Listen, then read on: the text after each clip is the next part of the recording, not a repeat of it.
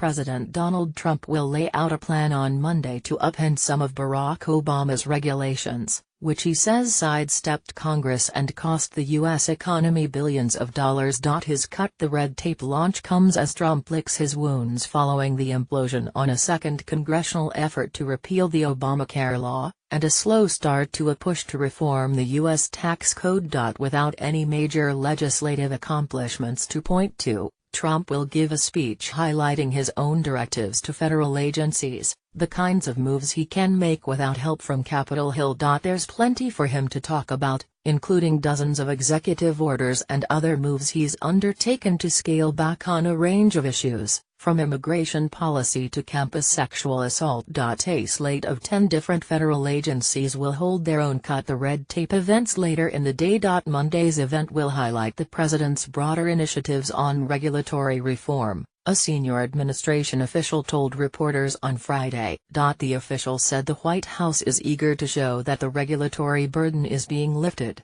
that agencies are working hard at accomplishing the president's directives, and that this is making a difference both to the economy and to job creation. Executive orders are less enduring than legislation because a president can overturn a predecessor's policy.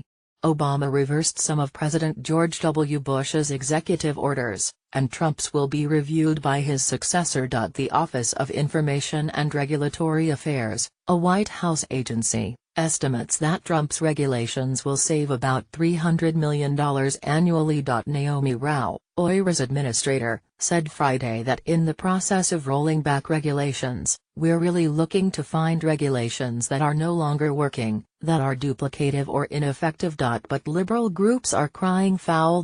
Trump and the Republican Party's attacks on regulation are hurting regular Americans and setting the stage for large-scale deregulatory disasters, the Ralph Nader-founded public citizen organization told reporters in a blast email.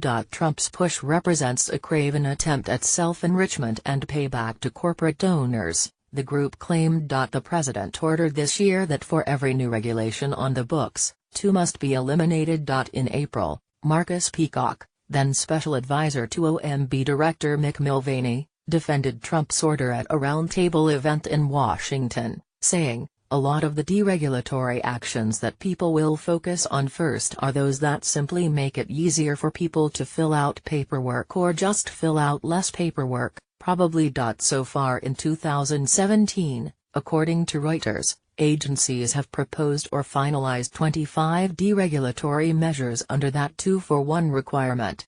That's a broad easing of rules that will affect workers from miners and farmers to pilots and crane operators. The rollbacks will delay deadlines for farmers to comply with water quality requirements, speed up the approval process for natural gas exports, make it easier for public transportation projects to attract private financiers, and lift a rule that requires employers to disclose when they hire consultants to defeat union organizing campaigns. A few of these measures will have minimal effect, or were planned before Trump took office.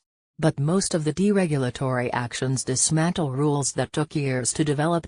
Some former agency officials, mostly from the Obama administration, have decried the rollbacks, saying the measures being targeted were aimed at protecting the public against significant health and safety threats. Industry groups, however, say many of the measures were onerous and unnecessary, and they are now using Trump's push to cut red tape to urge agencies to delay, modify or undo rules they have long opposed. The Plastics Industry Association, representing nearly 1,000 companies, for example, pressed for the removal of the Clean Air Act amendments, arguing that they would force companies to divulge sensitive information, such as improvements made after a plant accident, that would not help mitigate a disaster but could attract the interest of terrorists, said Marie Gargas, the association's senior technical director for regulatory affairs. Under Trump's 2-for-1 push, the Department of Labor has proposed rolling back a rule protecting workers from beryllium, an industrial metal and known carcinogen.